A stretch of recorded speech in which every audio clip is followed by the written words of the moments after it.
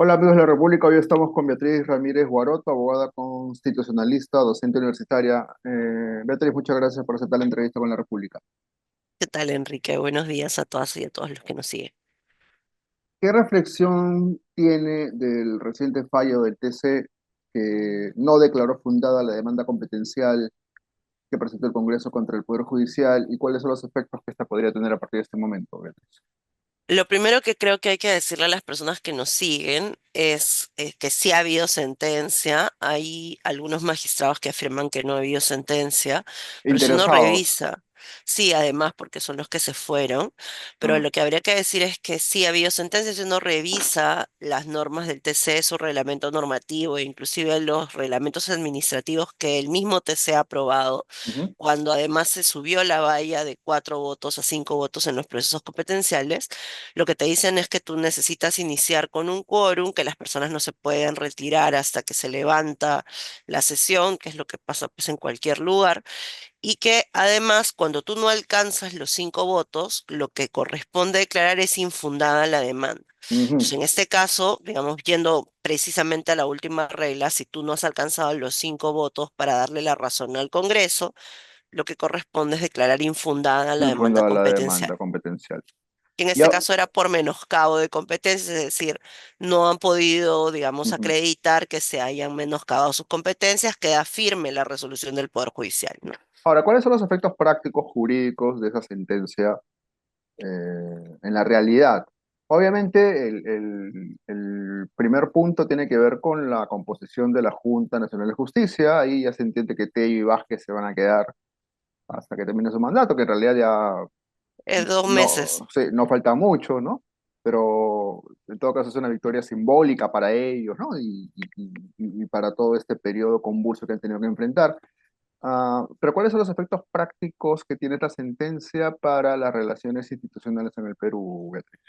Yo diría que todavía en el caso de Vázquez y Tello, más allá de lo personal que sea para estas dos personas, si hubiera ganado el Congreso, se hubieran anulado todos los actos en los que ellos participaron desde que los repusieron.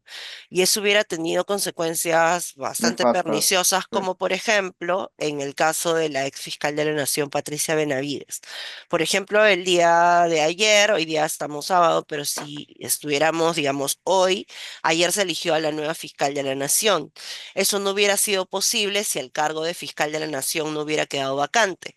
El cargo de fiscal quedó vacante porque la señora Patricia Benavides fue, digamos, sacada, destituida de Destituida. su cargo por la Junta Nacional de Justicia en un procedimiento. Es decir, si este proceso competencial que pretendió el Congreso por segunda vez hubiera sido a su favor, todo hubiera caído como un castillo de naipes, como Un un juego dominó. de dominó, y por lo tanto, nada de eso se hubiera podido mantener, ¿no? Entonces yo diría que allí uno puede ver cómo en la práctica hubiéramos tenido más o menos medio año de Junta Nacional de Justicia trabajando por gusto. Es decir, hubieras tenido un montón de decisiones, esta es quizás la más famosa, pero un montón de decisiones que se hubieran tenido que anular, y Ujú, obviamente eso no es una buena noticia para ninguna institución pública, ¿no? Que ujú. necesitan siempre seguir trabajando. Ahora, con esta sentencia, ¿el Poder Judicial va a poder revisar las decisiones del Congreso?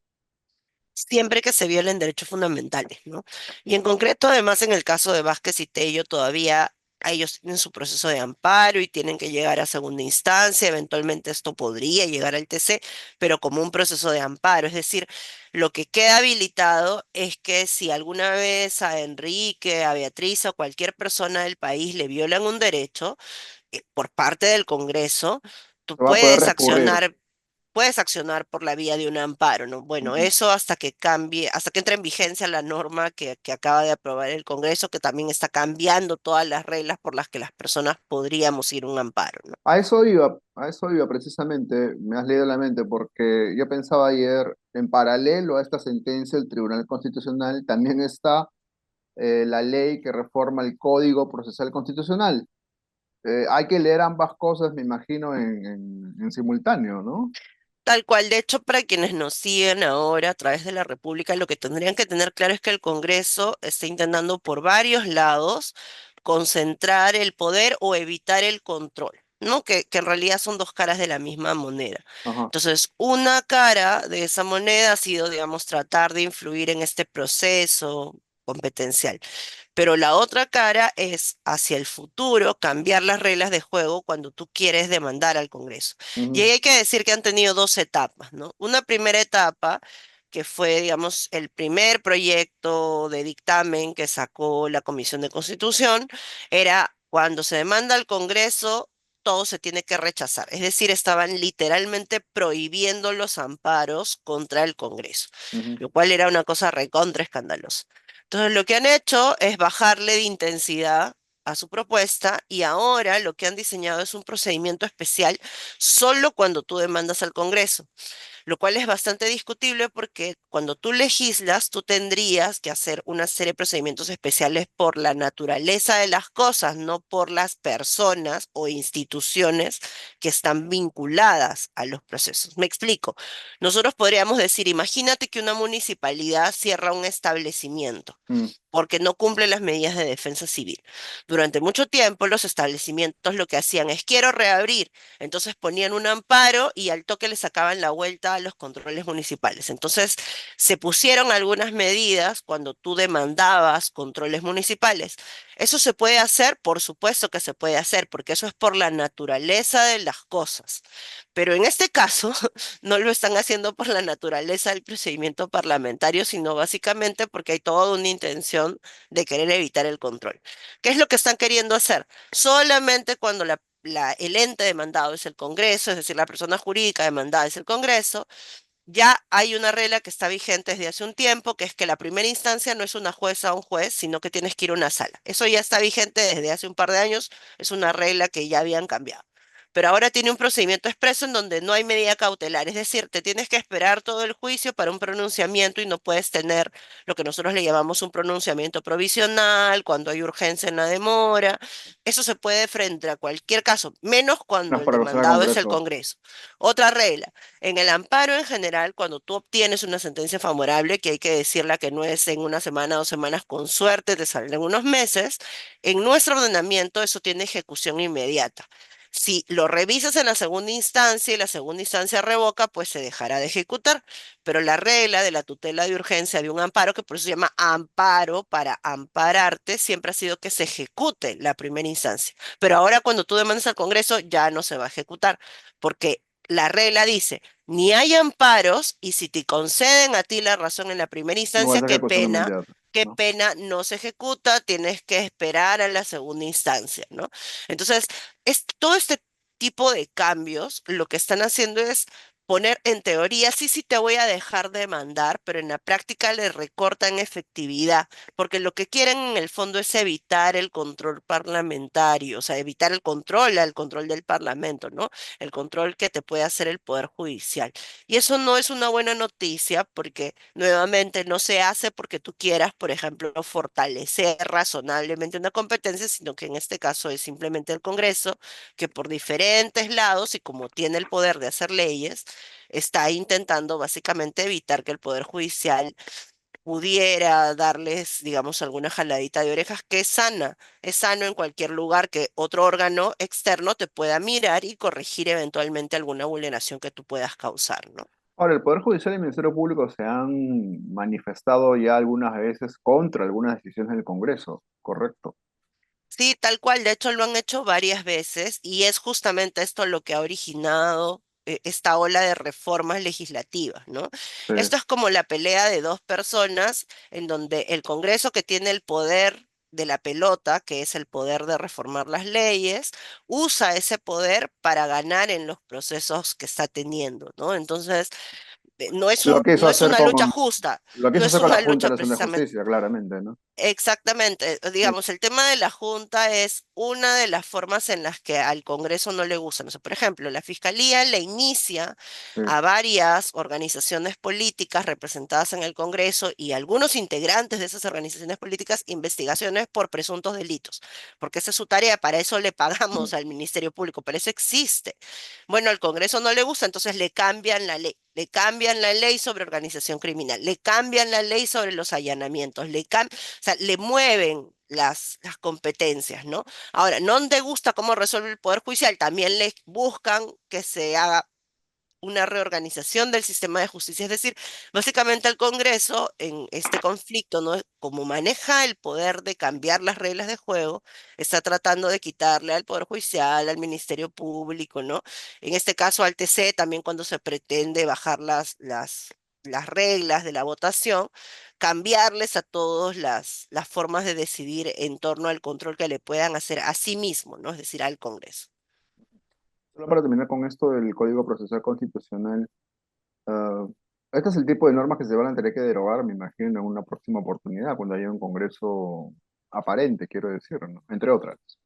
O sea, lo que creo es que la ciudadanía, Enrique, tendría en general, bueno, ya las abogadas y los abogados sí la hacemos, ¿no? Quienes trabajamos esos temas, una listita de varias normas que se están aprobando y cuando entramos a periodo electoral, que todo parece que será en el 2026, Sí. pues habría que interrogar a las candidatas, a los candidatos ¿Qué van a para hacer con decir, esto, tú, no? tú te comprometes, ¿no? Tu fuerza política te comprometes a derogar esto, o tú estás a favor de estas reformas en organización criminal, tú estás a favor de Ujú, estas reformas de intervención en el sistema de justicia, tú estás a favor de estos cambios, por ejemplo, en la cuestión de confianza que causan desequilibrio de poder. sí. Hay como toda una serie de normas de agenda, lamentablemente, que han ido rompiendo el equilibrio institucional y que hay que, digamos, derogar. Obviamente eso lo tiene que hacer un nuevo Congreso y creo que ya las personas, o sea, la gente tiene que ser consciente de que la evaluación a la nueva fuerza política tiene que ser quién sí lo hace y ¿Y quién quién no lo no? hace. Sí, tal cual. Ah, tengo una pregunta final sobre el tema del TC, que quizás tiene que ver más con una lectura política, más que constitucional. Ah, y es que, claro, ayer estaba escuchando las declaraciones del magistrado Gutiérrez Tixe y no lo decía abiertamente, ¿no? Pero él insinuaba ya como la conformación de dos bloques, ¿no? El que conforman él con Morales y Gutiérrez, contra Pacheco, Monteagudo, Ochoa, Domínguez, etcétera. Por lo menos en lo que respecta a esta decisión reciente. ¿Se podría hablar de una reconfiguración en las fuerzas del TC? ¿Usted qué piensa? Yo lo que creo es que en todo órgano colegiado siempre hay una diversidad de posiciones. Tú siempre tienes algunas personas o algunos magistrados que son mucho más fieles a quien los eligió, ¿no? Ese es el bloque que parecen conformar los magistrados Gutiérrez, Hernández, ¿no? Morales, que guardan, digamos, mayor fidelidad al ente que los eligió.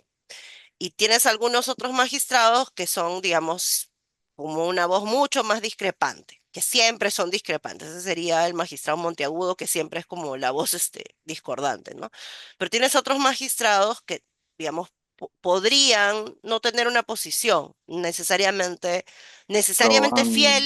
necesariamente fiel al órgano que los eligió o necesariamente fiel a nada, digamos, ¿no? O sea, digamos, resuelven conforme, no sé, su criterio de conciencia, su propio análisis del expediente, ¿no?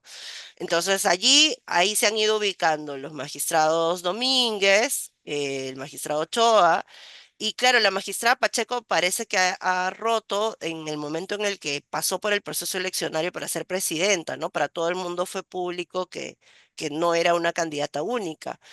sí, Entonces, cuando ella se lanzó, ella ha tenido que tomar también seguramente algunas decisiones, lo cual creo que es saludable. Es decir, creo que para la ciudadanía la moraleja tiene que ser no es saludable ningún mecanismo de elección en el que te den ciertos magistrados que tiendan a ser fieles al órgano que los eligió. lo cual. Lo mejor que te podríamos tener son mecanismos de elección que te den más magistrados que sean impredecibles respecto del órgano que los eligió. O sea, tienen que tener una línea predictiva respecto a la jurisprudencia, Pero no pero no de, política, fi- pero no de fidelidad al órgano que política, los claro, eligió.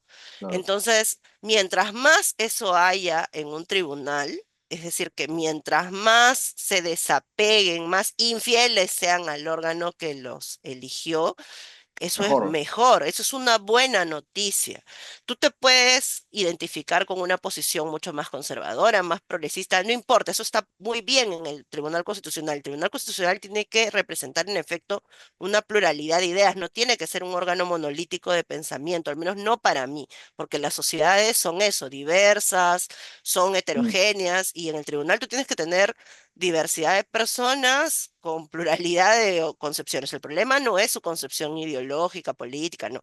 El Son problema sus es cercanías políticas. exactamente al órgano que les elige, porque entonces pierden objetividad respecto de los conflictos de competencia, respecto de los procesos de inconstitucionalidad Y que parece que son parte del esta, control del poder. y solo para terminar, pareciera que esta cercanía que usted menciona es lo que llevó a Hernández, Morales y Gutiérrez a levantarse de la sesión antes de que se levantara la sesión, que se culminara la votación. ¿Usted cómo interpreta esta acción de esos tres magistrados? ¿Un intento por dejar sin quórum la sesión?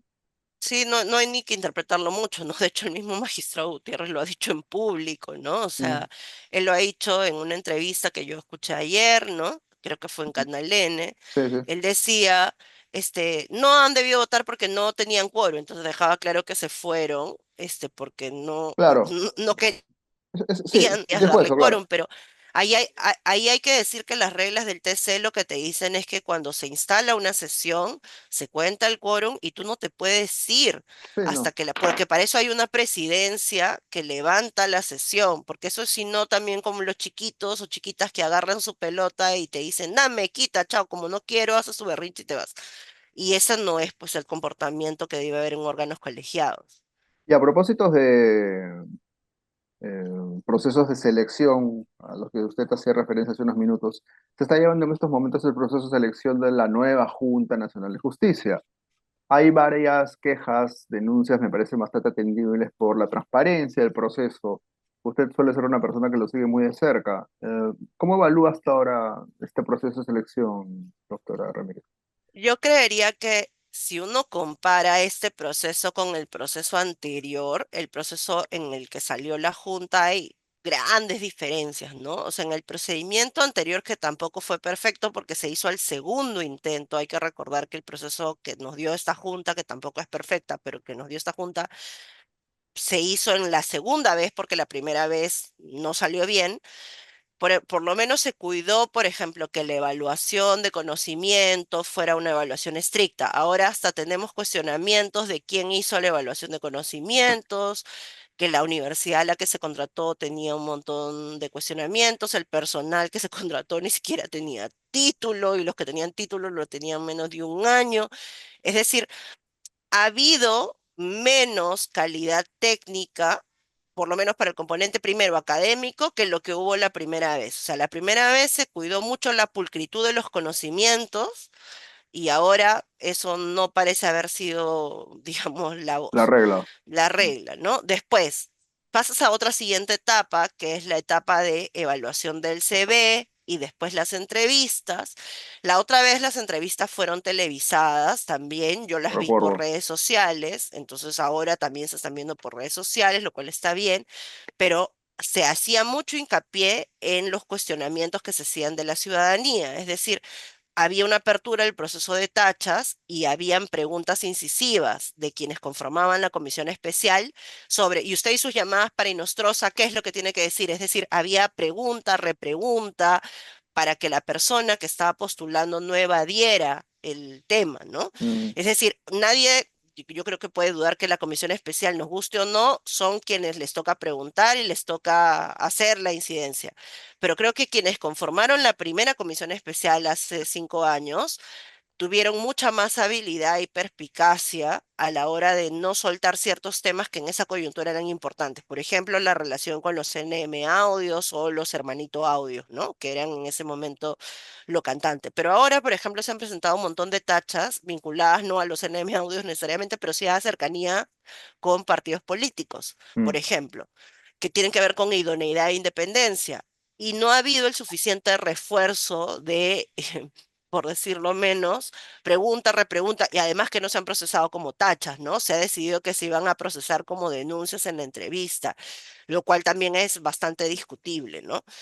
Y entonces yo diría que cuando voten el resultado final, y uno se queda como con el sinsabor de si realmente hemos hecho el mejor proceso posible para escoger a las mejores personas. Miren que la vez pasada no escogimos a las mejores personas, de hecho hemos tenido que ver la renuncia de un integrante de la Junta por presuntos actos de corrupción o por lo menos inidoneidad ética, ¿no? Que ha sido el magistrado Ávila, que hay que decir que varios en su oportunidad denunciamos por presuntos plagios, cuando él era candidato y la Junta, en su momento la Comisión Especial, No hizo tampoco caso. valoró. Tampoco escuchó. Ese es el problema, pues cuando tú no escuchas lo que se te dice desde la sociedad civil sobre presuntas alertas que pueden tener las personas, nombras y después ya en el cargo te puedes enterar de algunas cosas que no son probablemente las más éticas. Entonces, a veces se piensa que es solamente una cuestión interesada, ¿no? Hay que Enrique no quiere que entre tal persona, Ujú. Beatriz no quiere que entre tal persona, pero cuando se hacen veedurías hay que escuchar las alarmas, ¿no? Cuando el río suena es porque algo trae, aunque sea piedras, basura, algo. Bueno, entonces eso es lo que habría que tener en cuenta. Eso en cuanto al proceso en sí mismo. ¿Y qué me dice sobre la calidad de los postulantes, doctora Ramírez? Yo lo que diría también es que el producto del proceso de degradación institucional que hemos tenido, no todo el mundo probablemente que podría haber pasado esta evaluación se ha animado a postular, ¿no? Porque si uno mira el maltrato que le han hecho a la magistrada Tello o al magistrado Vázquez, ¿no? Que te pueden caer bien, mal, lo que tú quieras, pero si uno ve lo que han tenido que pasar, ¿quién se va a querer animar con dos dedos de frente a pasar por eso en la función pública, ¿no? Además porque, sobre todo es porque te están buscando la sin razón, ¿no? En el caso de Vázquez o de los otros plenos, de los otros miembros del pleno de la Junta, ¿no?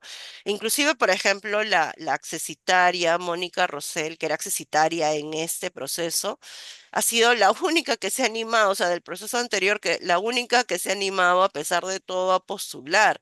Ujú, Que me parece muy bien que lo haya hecho, ¿no? Porque además está bien que alguien que en su momento lo tentó y quedó suplente, ahora pues además espero intente quedar como titular. espero que Claro. quede como titular, ¿no? Porque eso es un poco la meritocracia. Uno espera, pues, quedar como titular, ¿no? Ujú, Eh, pero hay demasiadas personas vinculadas a partidos que están en la terna y la forma de calificación, además, no distingue, digamos, los doctorados dan igual donde los sacaste, ¿no? En universidad licenciada, en universidad no licenciada, en universidad del extranjero, que en universidad del país. Entonces, el credencialismo te ayuda a subir mucho los puntitos en este tipo de concursos.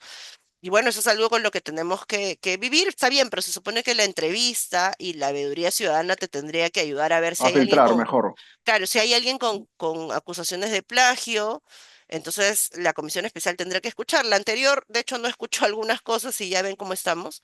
Entonces, no En, es una buena noticia, ¿no? en resumen, si le entendí bien, su perspectiva es que nuestra nueva Junta Nacional de Justicia, por lo menos en cualidades profesionales, será, quiero decirlo de alguna manera suave, de una calidad inferior a la actual. Esa es un poco la idea. Por lo menos el proceso de selección, el actual, es peor que el proceso de selección que tuvimos. Mm, Ergo, el resultado necesariamente será mejor, ¿no? O sea, vayamos al objetivo, ¿no? El mm, objetivo es que el proceso de selección actual es peor que el de hace 5 años. ujú, Peor, o sea, es objetivamente peor. El de hace 5 años no fue perfecto, pero justamente lo teníamos que haber mejorado para que no pase, por ejemplo, lo del magistrado Falconi, que se equivocaron, no valoraron bien lo del servicio militar y ha y tuvo que... terminado repuesto. Y literalmente el TC ha dicho que, bueno, que se equivocaron, pero no importa, como ya había quedado firme la equivocación, que mm. regrese, Ahora, porque le valoraron mal el servicio militar, ¿no? ¿el proceso es peor por las reglas o por la calidad de las personas que están en estos momentos llevando adelante el proceso de selección? ¿O es una mezcla de ambas cosas? Probablemente una mezcla de ambas cosas, ¿no? Porque, y una tercera cosa añadiría yo, o sea, los entes representados son los mismos. Pero las Claramente los autoridades son titulares, diferentes, ¿no? claramente los titulares no son los mismos, por lo tanto, las reglas están ajustadas a estas personas, pero también hay que decir que hace 5 años, como era muy reciente el escándalo de los NM Audios y era la primera junta, había mucha veeduría ciudadana, estábamos en Ah, otro había clima una en donde había sensibilidad mucha social vergüenza. distinta, ¿no? Sí, había mucha vergüenza frente a lo que había pasado y había mucha Y mucha ahora en realidad, expectativa. y Y ahora en realidad ahora, hay poca vergüenza, ¿no? Pero además es al revés. en medio de tanto descalabro, el proceso de Y elección de la descaro, Junta es como uno de los, es una cosa más, ¿no? O sea, si tienes una norma contra el crimen organizado que obliga a las personas a parar sus actividades, ya el proceso de elección de la Junta, pues es una cosa que no, en el panorama global no tiene tanta fuerza como antes, como antes, ¿no? No, como no antes. porque, o sea, porque en el comparativo tenemos demasiados temas de Urgentes. escándalo, ¿no? De De- escándalo institucional. y literalmente de vida o muerte, ¿no? Entonces, Tal claro. cual, entonces, ¿qué le vamos a pedir, pues, en general a la ciudadanía que le interese ese órgano tan lejano, ¿no? Que está ahí. Además, ahorita mismo en esta entrevista hemos tenido que comentar una reforma al Código Procesal Constitucional, ¿no? Que Mm, puede cambiar las reglas de un proceso constitucional. Es decir, ya no es el único tema de agenda la reconstitución del sistema de justicia, como si era quizás uno de los temas más fuertes hace 5 años. Entonces, ya no es solo que las personas que conforman la comisión especial representando a las instituciones pueden hacer reglas, digamos, distintas, sino que en general también el contexto hace que no sea pues un tema prioritario y la veeduría no sea la misma, ¿no? Y esa sombra también, digamos, que no haya tanta luz sobre el proceso también pues permite ciertas cosas que hace 5 años no habrían pasado, ¿no? Beatriz Ramírez Guaroto estuvo con nosotros. Muchas gracias por la entrevista, doctora Ramírez. Ha sido muy amable. Muchas gracias, Enrique. Amigos de la República, eso ha sido todo por hoy.